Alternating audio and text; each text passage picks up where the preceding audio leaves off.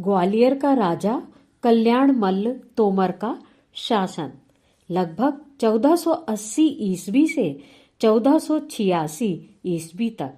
प्रथम है भूमिका। ग्वालियर का राजा कल्याण मल्ल तोमर राजा कीर्ति सिंह तोमर का उत्तराधिकारी था। प्राप्त विवरणों एवं साक्ष्यों के आधार पर यह स्पष्ट होता है कि ग्वालियर पर राजा कल्याण मल्ल तोमर का शासन संभवतया 1480 ईस्वी से 1486 ईस्वी तक रहा था।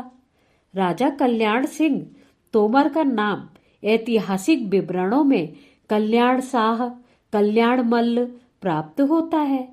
फारसी इतिहासकारों में से फरिश्ता, निजामुद्दीन, नियामतुल्लाह बदायूनी आदि ने ग्वालियर के इस राजा का नाम कपूर चंद लिखा है। द्वितीय है कल्याण मल्ल के शासन की घटनाएं। प्रथम है जौनपुर के साथ मित्रता। राजा कल्याण मल्ल तोमर की हुसैन शाह शर्की अर्थात की जौनपुर के शासक के साथ मित्रता रही थी। द्वितीय है ग्वालियर का दिल्ली के साथ संबंध। मित्रसेन के शिलालेख से ज्ञात होता है कि दिल्ली और ग्वालियर के बीच कोई युद्ध हुआ था जिसमें कल्याण मल्ल को विजय प्राप्त हुई थी। तृतीय है सुव्यवस्थित एवं शांतिपूर्ण शासन। कल्याण मल्ल का शासन सुव्यवस्थित एवं शांतिपूर्ण था। इस कारण उसके शासन काल में हुई किसी भी प्रकार की उथल पुथल का विवरण प्राप्त नहीं होता है। इनका समय विलास वैभव में व्यतीत हुआ था। तृतीय है राजा कल्याण मल्ल के समय चित्र एवं संगीत कला। है चित्रकला। राजा कल्याण मल्ल तोमर के राजकवि नारायण दास कृत छिताई चरित में चित्रकला के संबंध में उल्लेख प्राप्त होता है।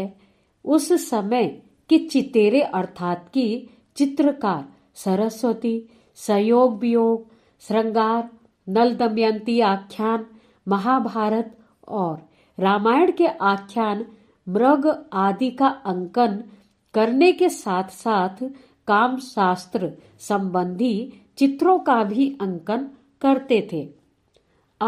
है संगीत कला एवं भवन निर्माण। ग्वालियर के राजा कल्याण मल्ल तोमर के समय संगीत कला थी।